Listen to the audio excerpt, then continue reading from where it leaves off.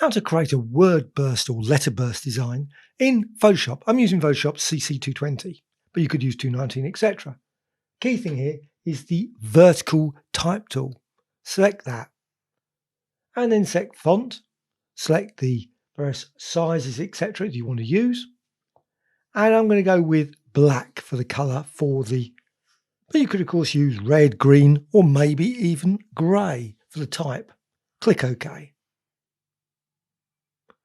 Once you've done that, just type something. Now I'm going to be typing A, B, C, D, E, etc. And I might even get it right.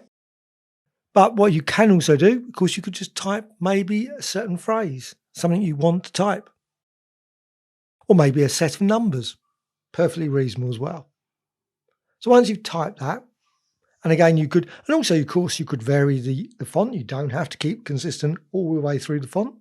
Maybe vary the size of the various letters. If you want particular phrases to be bigger, change them.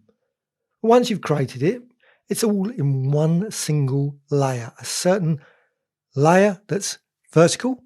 And what you can do with that, of course, is you can also add layers behind it. You could also add layers in front of it. You could modify it in numerous other ways. But I'm just going to go for a very basic background to it.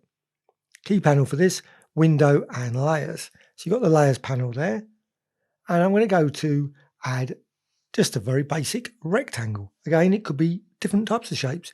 Maybe it could be multiple circles or triangles or stars behind it. Doesn't have to be a rectangle. Just going to go for the most basic design. Use shape and also set the color to grey, a light grey I'm going to go with, but you could use a darker grey, but I'm using grey because I want color randomization. You could also, of course, add a stroke to it as well. And you could, of course, add multiple rectangles. Don't have to have just one. What I'm going to do, I'm going to delete the background. So just go to the layers panel and delete the background layer. So you've got transparency now. And I'm going to select using the rectangular marquee tool. But before I do that, I'm actually going to add a drop shadow. So go to layer menu and I'm going to turn it all into a smart object. And then I'm going to go to layer menu, layer style and drop shadow. You don't have to add the drop shadow. You could add bevel effects. You could add maybe glows, inner shadows, etc. if you wish to do that. But I'm just going to go with a drop shadow, a very basic drop shadow, just down at the bottom there, but may vary depending on the position in the style panel. And you can change, obviously, various settings, maybe make the shadow a bit darker than it is at this precise moment.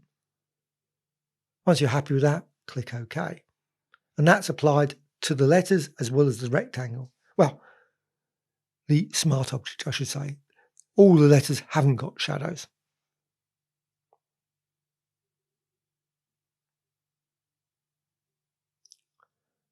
Select the rectangular marquee tool, go all the way over there, make certain you select it all, make certain you don't cut it in a particular place. Well, you could do, of course, that as well. If you want that more abstract design, you could cut it. But I'm trying to select everything. And then edit menu and define a pattern. Click OK. And of course, you could create multiple entries of that. Maybe 3 or 4 entries, combine them, and then define that as a pattern. Is it possible?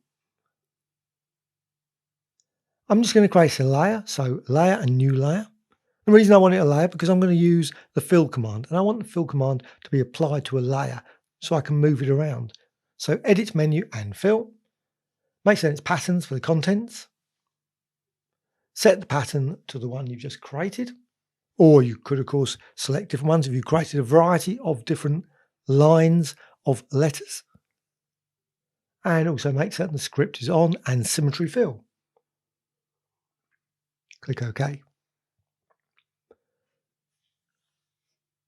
I'm going for number 7, and that's the dilated rotation symmetry. And then the moment I've got the pattern scale at 1.25, I'm going to reduce that later because it won't fit on the layer, goes off the edge. And again, that's not such an issue if you don't mind that. But you can vary the height and width and you can experiment. Just try them out. You can see the design there. Depends what you want to generate. And I'm just going to show a few quick examples. There's an example using those settings. But of course, you could, before you define your pattern, you could have rotated the pattern. So maybe the letters would have been vertical, but you could maybe make it diagonally. Just rotate it a bit. And you can vary it. And it really just requires a preview just to run through, just have a quick look, see what you like. By setting different settings, you can see them there. Just experiment. Click OK. And you've got your word burst there, so you can see the letters bursting out. And that's perfectly reasonable. Maybe that's what you want, your background, or maybe an overlay with all your characters' letters. But what I want is to be applied to a layer without any breaks in it. So edit and fill. And unfortunately, the only way of doing that is to experiment. And the setting I found is like 0.4 or something. Just set it fairly low. And again, you can spare it. As soon as you get lower, and it will get more and more likely to be inside the layer. If it's going over the edge like that, slightly, it's nearly there. Obviously, just reduce the scale a little bit. Now, you could, of course, simply just create a selection. And therefore, it won't go over the edge. But of course, it will still be cut off. But that's maybe what you want. Maybe create a rectangular or a circular selection. Now, it's all applied within the layer. So now you can move that layer around. Just a basic standard layer. So you can also hold down the Alt or Option key and you can duplicate the design. And you can fill the entire screen with that design. And of course, you can always resize the design. You can rotate the design.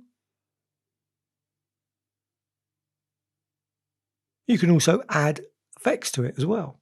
So I've got that design. I've just gone back now. I've just done all what I've done, but I'm going to put them on top of each other. So I'm just making it slightly smaller, that layer. And also, of course, I can rotate it. And of course, I could warp it, maybe warp the design. So the edit menu and apply transform and warp. But I'm just going to layer some scaling and then layering. So I've got multiple, and also rotating, so it doesn't all end up with the same colours in the same places. And you can always, of course, go and add effects to the layer.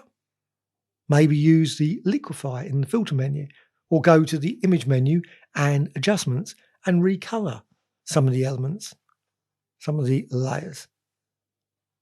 Simply select that layer or select all of the layers. And if you select all the layers, then convert it into a smart object via layer menu.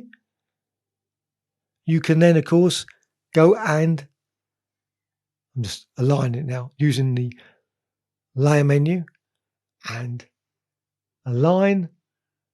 Nope, don't want to arrange, not much use. Align, and obviously the last one, horizontal centers. But you could put them all into a smart object, and of course the smart object is still editable at a later point. So you could change some of the individual elements.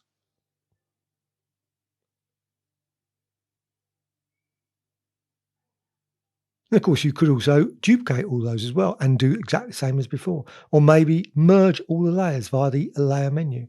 So it's all in one single layer. Now you can't edit it now. What you can also do, of course, you can go to layer menu, layer style, and then maybe add a drop shadow, or maybe a bevel, or maybe inner shadow, etc. Or maybe a gradient overlay, maybe change the blending mode so you can see the letters. Bevel doesn't work there. Click OK. So you've got your design, and again, what you can do, you can hold down the Alt or Option key and duplicate that and fill the entire screen with your letter burst or word burst designs. And of course, as mentioned, you don't have to use A, B, C, D, E, F, G, etc.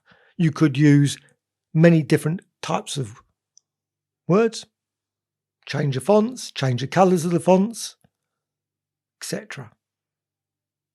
And you can fill it. And of course, what you can do, you can always resize those. And they're just layers. So you can resize them, recover them, apply effects to them, warp them, and so on and so on. So you can create some really high impact word burst designs very simply. And I'm just using an adjustment there via the image menu just to recolor one, just to show you you can. So you can see the color there. But you can rotate them and much, much more.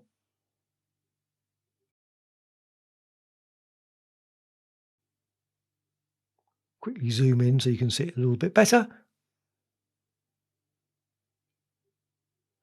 Hope you found this tutorial of interest. Please subscribe to the Graphic Extras channel. Always adding many new tutorials about Photoshop, Illustrator, Affinity Photo and many others. Please add some comments, always appreciated. Also a dislike or a like. Thank you much.